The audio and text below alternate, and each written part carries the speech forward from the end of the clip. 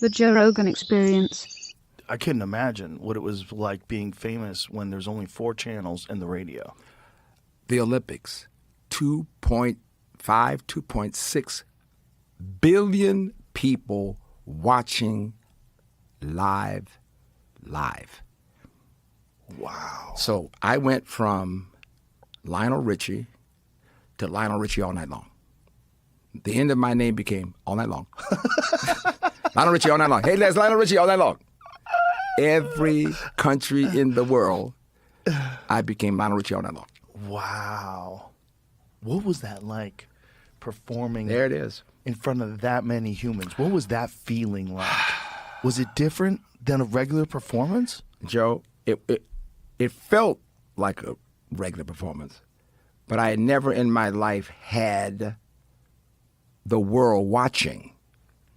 So I rehearsed it. We did it, not realizing it was the world, literally the world watching.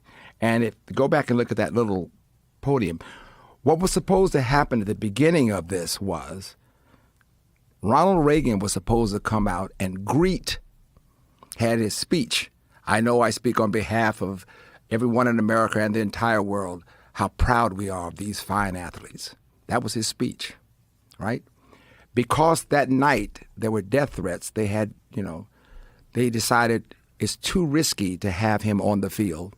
Lionel, would you give the speech on behalf of all of America and the entire world? Stop me where I am. Oh my God. So before I started singing, I had to make my speech. I know how proud we are here in America and around the world of these fine athletes. And now we're going to sing all night long. But I had to give this thing. Wow. And I told him, I said, that was the proud moment after I came off stage. Before I went on stage was, well, Mr. Reagan's worried about his life. What about mine? What's going to happen here? But it was so overwhelmingly, you're talking about energy and adrenaline, and you can't beat 2.6 billion people live. And you think Super Bowl was something special? I'll tell you what this was. There was not another channel covering anything. The whole world was watching this. That's hard for people to imagine in this day of content. Exactly right. That will never happen again. Unless it's the aliens are landing Monday at 8 a.m. Exactly You correct. mentioned that. That's the one where the aliens landed. Oh, that fake You're right. UFO? Right. And by the way, that's what happened. That was the opening. But what you don't see there, that was the opening. That's very good, man. I hadn't seen this clip. What was happening with that was just before it started, they sealed off the airspace. And I remember looking out. There were 4 helicopters facing out. And the problem was you couldn't hear them, Joe. And I kept thinking, I'm looking at helicopters. And I said, what's that right there? And they said, they sealed off the airspace. Whoa. Nothing's coming into this place. 1, 2, 3, 4. Wait a minute, you couldn't hear the helicopters that were holding up the flying saucer? I couldn't hear a thing. How's that possible? I don't know. That's what's scary. That's what I'm saying creepy to military Area 51 ship. They can fly a Listen, helicopter you with understand no what I'm noise. saying? And the answer to me was, okay. I mean, the alien guy comes out. you understand me at this point? This is 1984. Yeah. And Howard K. Smith, remember the sports announcer? I think was it Howard K. Smith?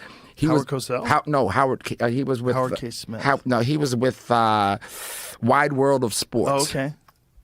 And he kept saying, "This is going to be an amazing night for you." And I said, "Yeah, okay," not knowing what this was going to be. And there was a kid that was backstage, and he said, "Oh my God, this is going to be the biggest night ever." You know what that kid was? Cuba Gooding Jr. Wow. He was one of the dancers. Wow. And from that moment on, I kept thinking, what's going to happen? I said, here's what I want you to do. They're not looking at me. Your parents are looking for you. So get a signal. Give them something where you wave your hand so they'll know that that's you. But the truth of that was one of those interesting moments in time where the world was watching and there was no other way to happen. I woke up the next morning, drove down the street. I could be 5 cars back from the traffic light. And somebody passed me and go, "Hey, Lionel Richie, all night long." Lionel Richie, all night long. Hey, it's Lionel Richie, all night long. Oh, God, what just happened? Did you get your windows tinted? I got everything tinted, babe. I was wearing tints. What you talking about? That might be the biggest audience anyone has ever performed for ever, if you think about it. Without dying, of course. I mean, yeah. I mean, I don't know what that was, but it freaked me out because I went from slightly invisible to fully visible. Anywhere. My friend got married. I kept saying to him, "You don't want me at your wedding." He said, no, you have to come to the wedding. I said, "You don't want me at your wedding." Here's what happened. I decided to go. There he is walking down the aisle. There he is saying "I do."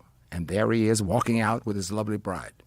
Every other picture after that is his mother-in-law with me, his family with me.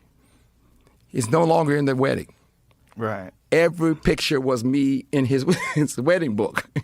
And I said, "You don't want me at your funeral. Nobody's going to ever know you left."